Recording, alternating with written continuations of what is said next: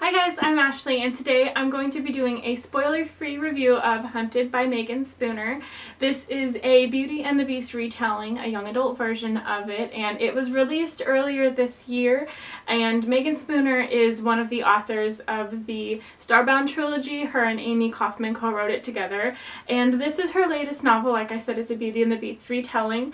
This is a story of Yeva, who is one of three sisters, and her father has recently come into some troubling times economically, and he basically made a trade that didn't work out well, and they end up being very poor and they have to move into a cabin deep in the woods. So her father used to be a hunter and that used to be how he earned his living, but then he gave that life up because he fell in love with Yeva's mother, and so he's very familiar with hunting and the woods and everything like that, and he taught Yeva, our main character, how to hunt when she was a little girl up until she was about a teenager and had to be brought into society and stuff. And so she's very familiar with the hunt, and then her father goes missing and she goes on a search for him, basically using her knowledge as a hunter and also her knowledge of the woods from the fairy tales that he used to tell, the ones about this beast-like creature and other sorts of fairy tales that help her understand the lay of the woodland. So this is a very cool retelling. It is set in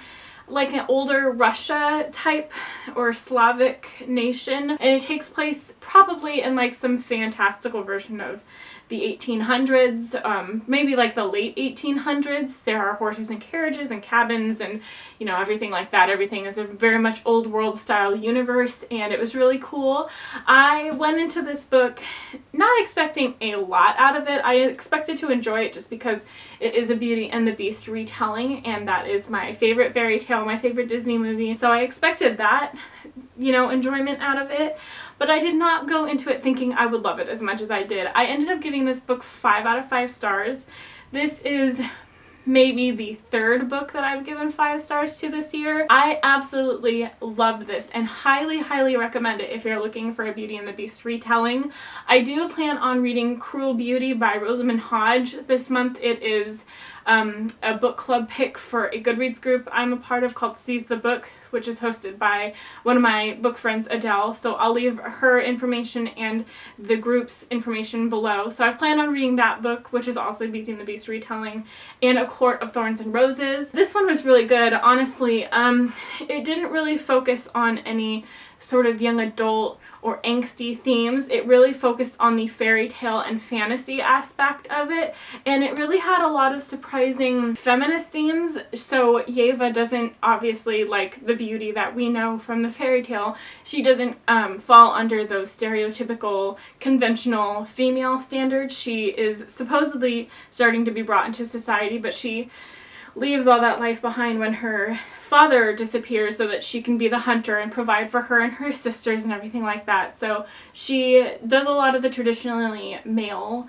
roles that are in her society. She is not interested in marriage. She's not interested in settling down. She's really interested in the hunt and those sorts of activities, and she always is looking for an adventure or for something more. That is a big theme in this, is her just looking for something more out of life than the traditional things that are usually given to women of her society. So it has a lot of very strong female themes in it. Yeva herself is a great main character, and I just really highly enjoyed hearing her perspective. She is a very intelligent, very strong character, which made the book all the more enjoyable. If your main character is really enjoyable to read about, that's just going to make your reading experience all the more better, and that was the case with this book. One of the most surprising aspects of this book was that it was not action heavy. So I was thinking that because she's a hunter and the beast is involved, I thought that there was going to be a lot of action and those sorts of fast-paced scenes. It wasn't, though. The whole thing was really slow building. It really took its time. It was descriptive just as much as it needed to be, and it really focused on really getting in depth on Yeva's character. You really get to know her inside and out in this book, and it is just an absolute wonderful experience. The other thing that was really surprising in this is the motif of sisterhood. Her and her sisters, her 2 other sisters, are very, very close. There's no animosity between them. They all have their roles. They all respect each other and love each other and are so loyal to each other.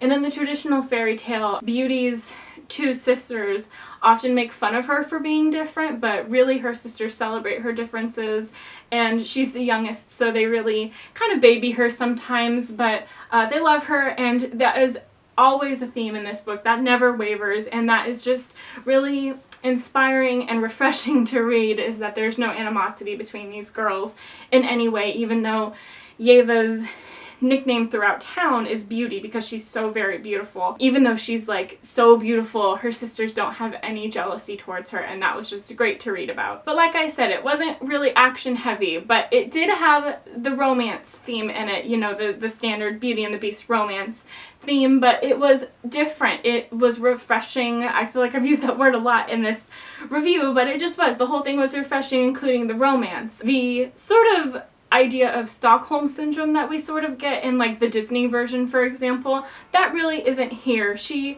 is on a different kind of quest, and she sort of ends up having feelings not out of Stockholm Syndrome. They come out a different way. She realizes these feelings for a different reason. And I can't really tell you because I don't want to give it away, but just know that it's original. It's very original, the romance. It's there, but it's not the main theme throughout the whole book. It really focuses on a lot of other things for the majority of the book, and that was, I think, what was really nice about this, is that it has everything in it. You know, it does have the romance, but it also has the action and the fantasy and the fairy tale and the, like, other kinds of love, the friendship love and the sisterly love. So it just has a little bit of everything in it, and it's really nice. And I just really enjoyed every aspect of this book. The characters, the themes, the plot, everything was good. It was a really great way to retell Beauty and the Beast, which we know so well. Everybody knows that story so well, and you would expect going into it that you know exactly how the plot is going to unfold. But Meagan Spooner does a great job of throwing some other aspects and elements in there to really make it totally different and have a very original version of this story that we all know and love. Like I said, I definitely recommend it if you're looking for some new fairy tale retellings. Maybe you've already done the Lunar Chronicles and you're looking for a different fairy tale retelling. I think that this would be a great one to do. It's going to probably be a lot different than the Lunar Chronicles, which from my understanding is very science fiction-y and action-packed.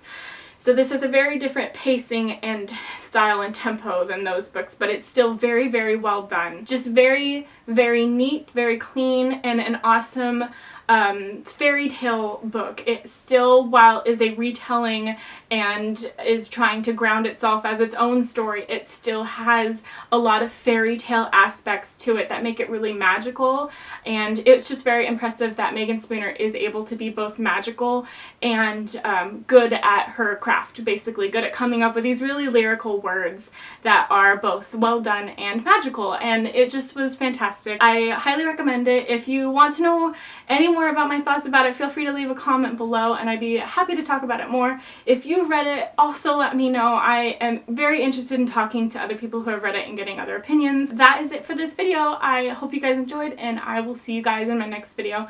Happy reading!